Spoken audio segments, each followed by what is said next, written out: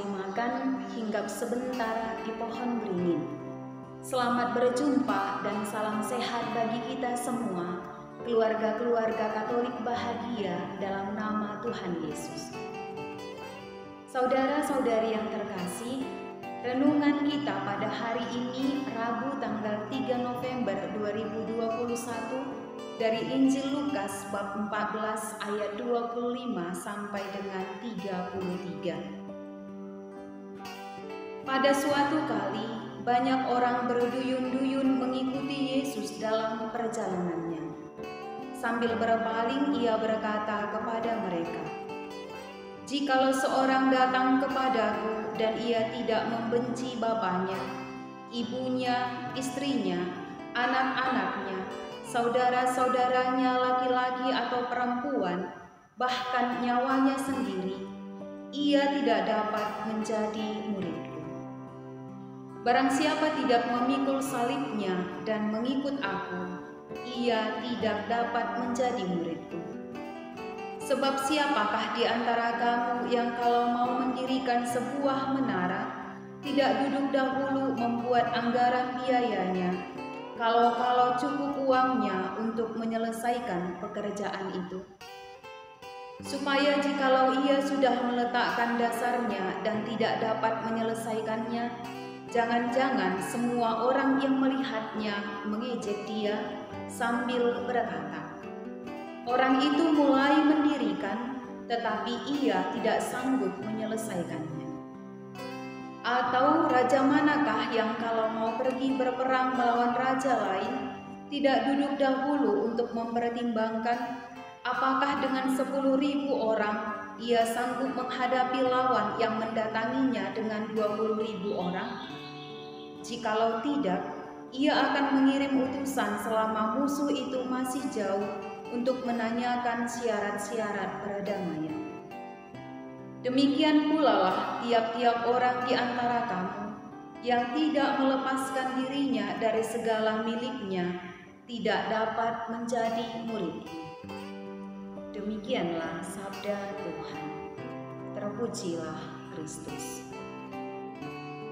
Jikalau seorang datang kepadaku dan ia tidak membenci bapaknya, ibunya, istrinya, anak-anaknya, saudara-saudaranya laki-laki atau perempuan, bahkan nyawanya sendiri, ia tidak dapat menjadi muridku.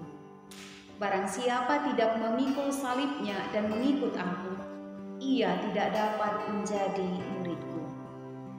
Saudara-saudari, keluarga-keluarga Katolik sejati, dalam mengambil suatu tindakan maupun keputusan yang bijak, pastilah kita sudah melakukan pertimbangan, perhitungan akan kesanggupan ataupun resiko yang akan terjadi. Demikian halnya dengan orang yang berkendaraan. Jika salah perhitungan ataupun memaksakan laju kendaraannya, maka akibatnya akan terjadi kecelakaan. Saudara-saudari yang terkasih, demikian juga halnya dalam pengajaran Tuhan Yesus tentang perumpamaan seorang yang mendirikan menara tanpa anggaran biaya, dan juga seperti seorang raja yang hendak berperang tanpa memperhitungkan pasukannya dengan pasukan lawannya. Makna dari perumpamaan ini mengarah kepada hal untuk menjadi seorang pengikut Yesus yang sejati. Mengikut Yesus bukanlah hal yang sepele.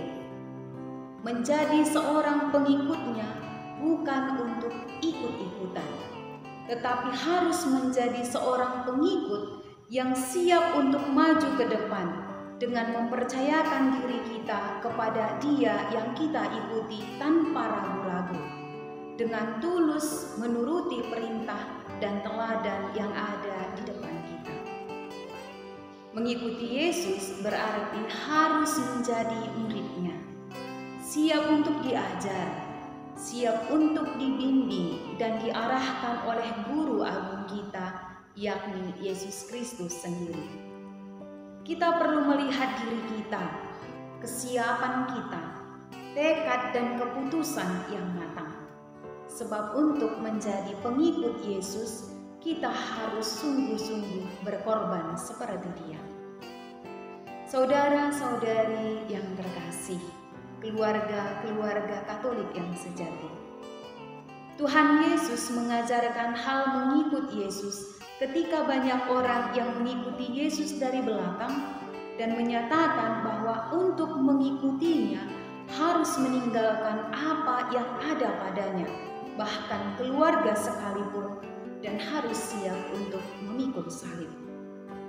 Masih banyak orang yang sulit untuk memahami ucapan Yesus yang mengatakan, "Jikalau seorang datang kepadaku dan ia tidak membenci bapaknya, ibunya, istrinya, anak-anaknya, saudara-saudaranya laki-laki atau perempuan, bahkan nyawanya sendiri, ia tidak dapat menjadi murid." Banyak yang bertanya, apakah demikian adanya untuk mengikuti Yesus? Menjadi muridnya haruskah membenci bapa? Haruskah membenci ibu, anak, istri, atau saudara-saudaranya? Kata membenci yang dimaksud di sini berarti dari kita dituntut totalitas diri, mengutamakan hal-hal baik dari yang kita ikuti, yakni Yesus Kristus sendiri. Kita diajak untuk menjadi garam dan terang dunia bagi sesama yang ada di sekitar kita. Saudara-saudari yang terkasih, keluarga-keluarga Katolik sejati, kita semua diajak untuk menjadi seorang pengikutnya yang sejati. Walaupun kita akui banyak tantangan dan godaan yang kita alami, namun ketika kita percaya dan pasrah kepada Tuhan, maka kita akan sanggup melewati jalan salib kita yang kecil tersebut.